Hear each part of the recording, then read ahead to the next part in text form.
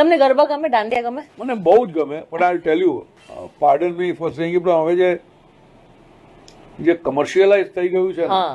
કારણ કે મેં એ ગરબા જોયા છે. જ્યારે એક ઢોલી આવે, એક શહેનાઈ વાળો આવતો હતો અને બહેનો બધી ગાઈને ગરબા ગાતી હતી. હે? દે યુઝ ટુ સિંગ, બધી બહેનો ગરબા ગાય, દે સિંગ.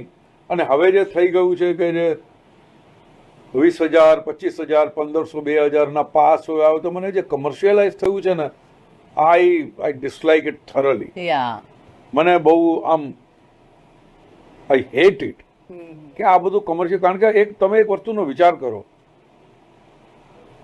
તમે ડિસ્કો દાંડિયા કરો છો, કોઈ તો ડિસ્કો તાજિયા જોયા છે?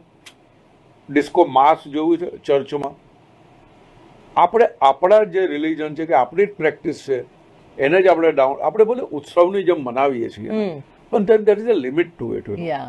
યા. વી એટલું કમર્શિયલ કરી નાખ્યું, એટલું મર્કી કરી નાખ્યું હા. છે. એટલે આ કારણ કે હેરાફેરી પછી તો એટલી બધી જગ્યાએ મને ઓફર આવતી હતી જવાની, તમે આવો નવરાત્રિમાં. એટલે even at the cost of modesty હું કહી શકું કે હું જો ગયો ને તો અત્યાર સુધીમાં મેં ખાલી નવરાત્રિમાં ફરીને જ 45 થી 50 કરોડ કમાઈ શક્યો. What are you saying? I am not joking.